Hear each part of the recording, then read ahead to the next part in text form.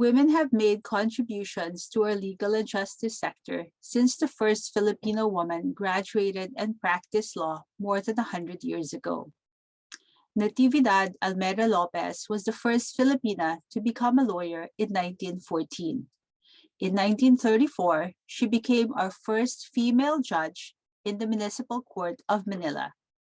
She also later became the first female judge of our Court of Appeals. She was outspoken about gender equality, despite the fact that legal institutions then were predominantly male. She received numerous awards, including 2 Presidential Medals of Merit in recognition of her work on women's rights. Today, the number of women lawyers has risen significantly over the years. For example, when I went to law school in 1992, women law students were around half of the student population. In my class, women scored the top marks on many subjects, and our class valedictorian and salutatorian were women as well. As the number of women lawyers grow, so did their contributions. We see many women now in various fields of law. In the work that I do, which is gender, justice, and development, women lawyers and jurists, along with many Filipino women and feminists, contributed to shaping our legal landscape today to fully promote and protect women's human rights. Women lawyers are in the forefront in promoting women's human rights. Many work through legal organizations such as the Ateneo Human Rights Center or the Women's Legal and Human Rights Bureau to empower women through the use of law and its institutions.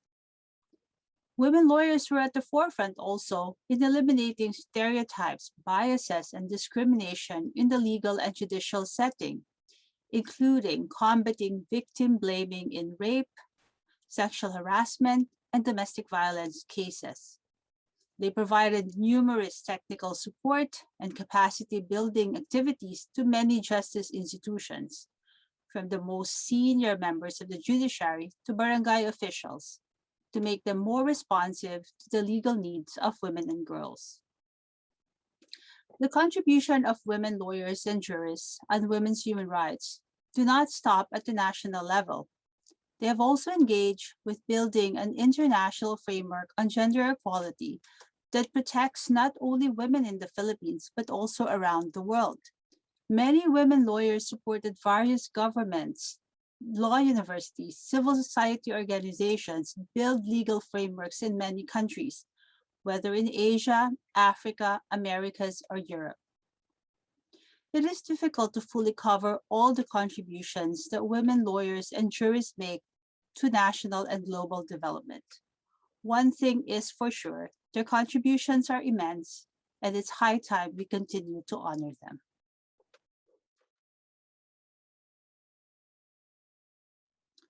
Women have the capability to make their mark in the legal and justice sectors, as well as in all fields, and they have. The equal right to participate in public and political life is not a privilege or a gift. It is a human right. Women are entitled to be in the same leadership positions as men. In the Philippines, we are fortunate to see so many women lawyers as leaders in the field of law.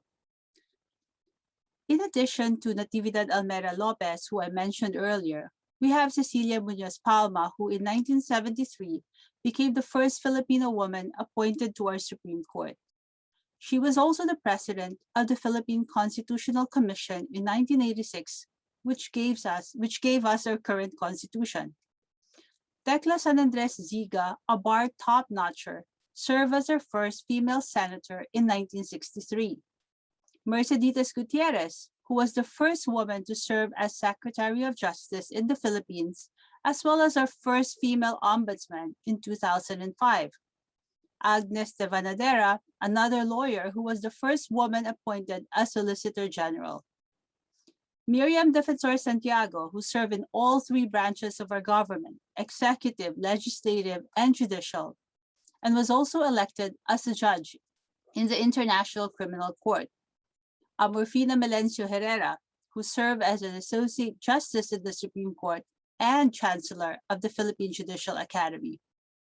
My very own professor, Ampi Santa Maria, who taught me law and later taught with me the first gender and law course of the Ateneo Law School. And of course, Lenny Robredo, who's not only a lawyer, but also our current vice president. These women were among the first to hold the highest offices for women lawyers and jurists in our country. But to paraphrase Kamala Harris, we already know they are not the last to be in these positions of leadership. They and many other women lawyers have shown us that we can take on any leadership role and do it well. Thank you.